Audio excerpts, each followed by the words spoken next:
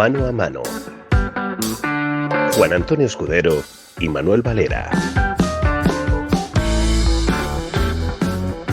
Bienvenidos a una nueva edición del Mano a Mano. Seguimos con nuestra saga del once ideal, repasando puesto a puesto las demarcaciones del equipo, y hoy llegamos al 9, al delantero centro. Juan Antonio Escudero, muy buenas. Es innegable la relación, el matrimonio que hay entre el 9 y el gol. Pues sí, de todas formas, Manuel, llevo durante toda la saga queriéndote hacer una pregunta y ha llegado el momento. A ver. ¿Te basta con un buen portero y un buen delantero para hacer un equipo ganador? Yo a eso le añadiría en la columna vertebral un mediocentro. Dame un buen portero, dame un buen mediocentro y un 9 y con eso voy tirando, sí. Bueno, en este puesto hay gente de características muy distintas y que ha estado ahí desde el principio. Se habló de Zarra, se habló del Torpedo Müller, de Kempes, de Gary Lineker. Son grandes jugadores. Müller fue una cosa de otra galaxia. Le llamaban el bombardero nacional en Alemania. Ahí es todo. Sí. A Kempes le llamaban matador. Con eso ya está todo dicho. Pero si vamos a ir acotando, yo quiero empezar por un nombre y un apellido que significó el gol durante mi infancia, que es Hugo Sánchez. Para mí, ese es el 9. El remate se llama Hugo Sánchez. Pues sí, Manuel. Yo destaco de él la capacidad de remate que tenía. Era un delantero que no necesitaba hacer muchos toques para meter gol. De hecho, es que yo le considero el mejor rematador de la historia. No creo que haya habido ningún jugador con su habilidad de recibir el balón en cualquier circunstancia y a cualquier altura y hacer gol. Totalmente. Además, remataba de todas las maneras. Tiraba muy bien las faltas, remataba de cabeza, remataba acrobáticamente, tenía un famoso remate que era el remate escorpión, hacía la voltereta y remataba con los talones. Era un espectáculo. Nosotros, yo creo que cuando fue pasando el tiempo, no tuvimos constancia o conciencia de lo bueno y que era Hugo Sánchez y de lo que había significado hasta que se retiró. Fue un hombre fundamental. Otro, vamos a ir citando, Batistuta. Gabriel Batistuta, el argentino, otro gran 9. Jugó en River, jugó en Boca, estuvo casi 10 años en la Fiorentina, en Italia, luego estuvo por la Roma e incluso algún mes, un par de meses, 3, 4, no recuerdo, al final de temporada, estuvo en el Inter. Yo creo que luego ya se fue a Qatar a disfrutar de un retiro, una jubilación dorada, ¿no? Esto que se hace ahora, ya le llegó a él. Pero yo creo que a Batistuta le faltó llegar, por ejemplo, al Inter de Milán con 23, 24 años. Llegó tarde. Puede ser, porque es que en la Fiorentina él era el equipo. Es que era el jugador referencia. Y hacía muchos goles, Manuel, y de muchas maneras. También yo le recuerdo como un delantero muy importante en la selección argentina. Claro. Sobre todo de los 90. Era, bueno, ese rematador, ¿no? Esa figura de rematador muy sudamericana. Sí. Es una figura de delantero muy típico. Yo le comparo un poquito, salvando las distancias, con otro un poquito anterior, con el chileno Iván Zamorano, que también tenía una relación con el gol estupenda. Era muy delantero y también muy rematador, sobre todo de cabeza. Era un tipo que tenía en la cabeza, un martillo, remataba muy bien. Bambán Zamorano, como le llamaban. Sí, fueron coetáneos, llegaron a jugar juntos Zamorano y Batistuta. Yo de Zamorano siempre temí que terminara rematando un penalti de cabeza. Y marcándolo. Otro nombre importante del 9, en este caso ucraniano, Shevchenko. Llegó ahí a mitad de los 90, era poderosísimo en el Milán, llegó a dar miedo. Era ese tipo de delanteros que, parecía un tanque absolutamente imparable. Luego estuvo en el Chelsea, también en la selección ucraniana. Le recuerdo que nos enfrentamos a ellos ya, a un Shevchenko ya mayor. Pero fue impresionante este tipo también, en los 90. Sí, le recuerdo perfectamente en una eliminatoria de Champions contra el Real Madrid, recién campeón de Europa, y que es eliminado por el Dinamo de Kiev con un joven Shevchenko que ya apuntaba maneras de todos los colores. Era buenísimo, Manuel. Buenísimo. Otro que me gustaba muchísimo, Jürgen Klinsmann. Era elegante, era alemán elegante. Yo le recuerdo sobre todo controlando muy bien el balón, haciendo estos controles orientados que le dejaban ya el remate muy fácil. Tenía una gran capacidad para jugar al hueco. Era una maravilla. También jugó en Italia. Klinsmann era muy bueno, era muy bueno. Yo no sé cuántos goles metió, pero en la Bundesliga se hinchaba, ¿eh? Es que metía goles todas las semanas. Luego tenemos un apartado que es el de los delanteros holandeses. Sí. Tenemos ahí a Gullit, Ruud Gullit, tenemos a Dennis Bergkamp, que llegó después, incluso a Van Persie, que nosotros lo sufrimos y mucho en el Mundial de Brasil del 2014. Sí. Hay una tradición ahí de nueves también, ¿eh? Algunos que juegan de espaldas, ¿no? Que es otro tipo de nueve, también algunos, que más que rematando juegan dándose la vuelta, ¿no? Sí, más talentosos, podríamos decir, ¿verdad? A mí, de todos ellos, me quedo con Bergkamp, que creo que tenía una calidad, y bueno, se pueden ver vídeos de él, porque era exquisito. Y me recuerda un poco a otro, que no era holandés, pero sí francés, a Jean-Pierre Papin. Sí. Muy talentoso. Era muy bueno. Sí. Parecía que iba a ser la bomba. No llegó a ser, y yo no sé por qué, Manuel. Yo no sé si tú me puedes contar o qué sensaciones te desprende este jugador que parecía que iba a ser el mejor del mundo y no llegó a cuajar. Cuando salió tuvimos la impresión de que había llegado una estrella mundial y de que aquello parecía un brasileño que había nacido en Francia. Y sin embargo no terminó de cuajar. Yo creo que le faltó hacer equipo, quedarse asentado en un equipo y tener una continuidad durante 5 o 6 años, porque yo le recuerdo en el Olympique de Marsella, luego estuvo el lío este del Olympique de Marsella, cuando hubo que desarticular el equipo, después de la Copa de Europa, se fue al Milán, creo que luego estuvo también por Alemania, por el Bayern de Múnich, y creo que eso le perjudicó, pero tenía un talento enorme, era un delantero, además un delantero muy nuevo, perdón, era un delantero que le veías, parecía físicamente, nos recordaba a Butragueño, pero era otra cosa, era un 9. Para mí durante mucho tiempo el mejor fue Romario, porque hemos hablado de él como 7, como segundo delantero, y de hecho ya lo dijimos que cuando Cruyff empieza a buscarlo, lo busca porque en principio Cruyff lo que quiere, aunque esto suene asombroso, es fichar a Butragueño para el Barcelona. Y como no puede, porque ve que ahí no hay manera y que Emilio Butragueño nunca va a fichar por el Barcelona, busca a alguien de sus características y lo encuentra en Romario.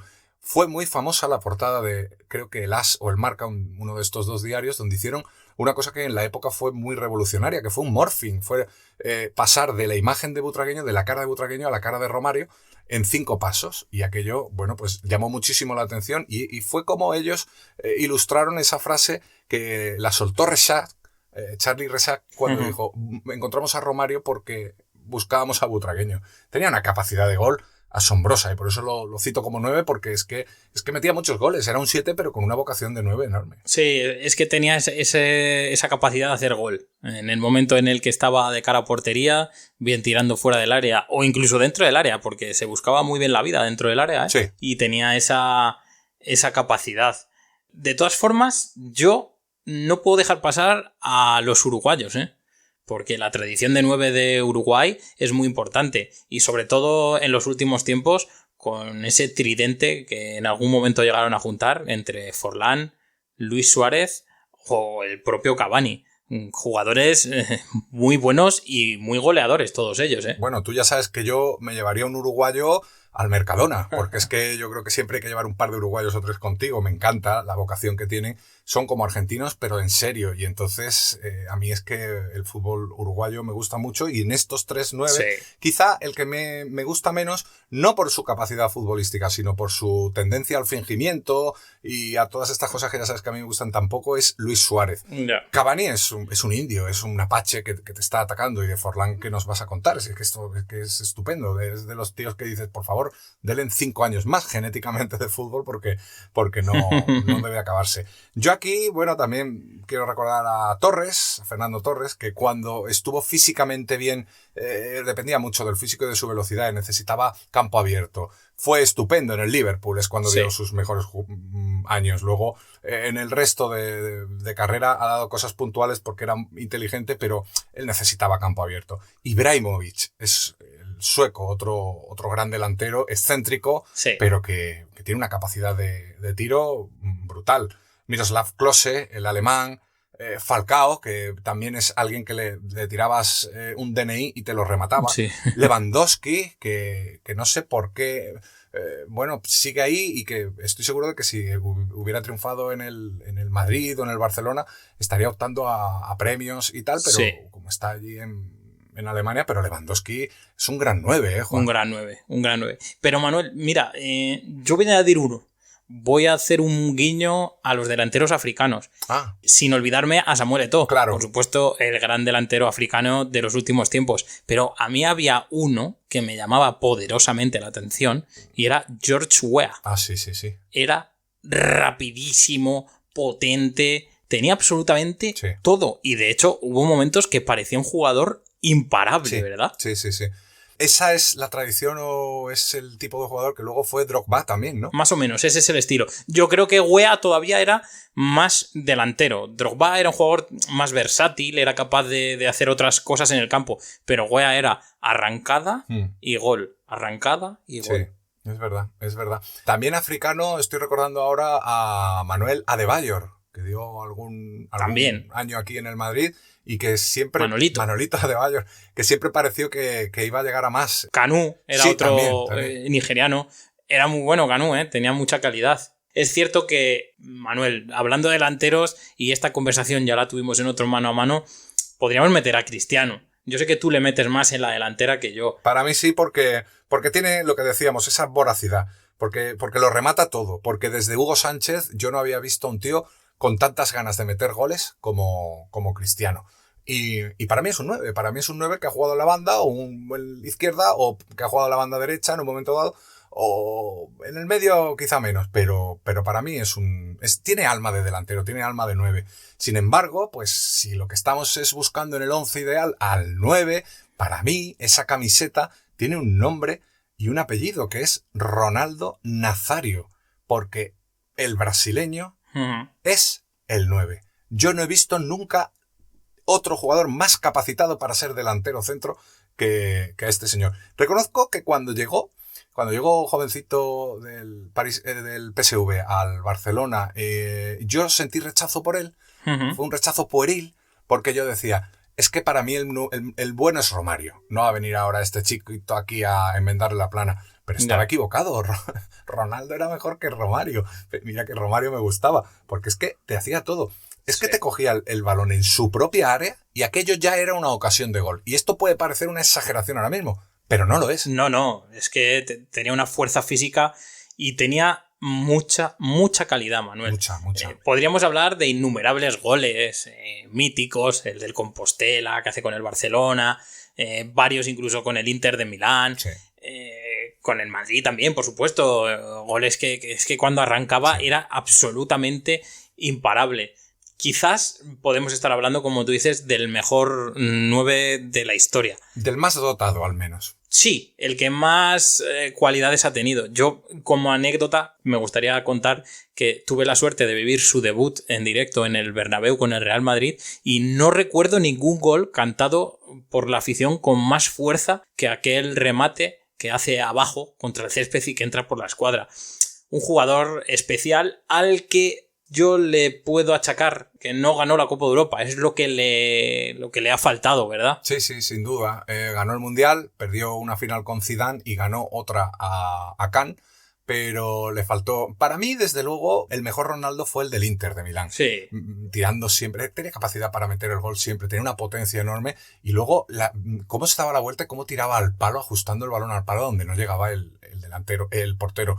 La potencia del tipo, yo recuerdo también, siempre tengo esa imagen de cuando le entran dos defensas del Bilbao, que no eran unas madres, y que iban a por él.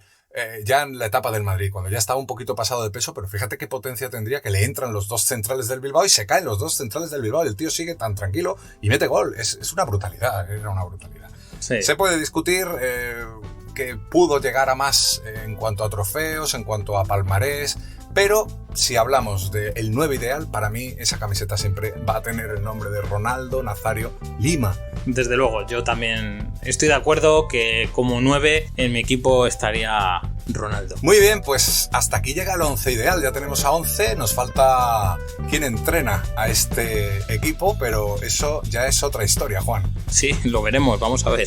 Muy bien, un abrazo. Un abrazo, Manuel. Mano a mano. Juan Antonio Escudero y Manuel Valera.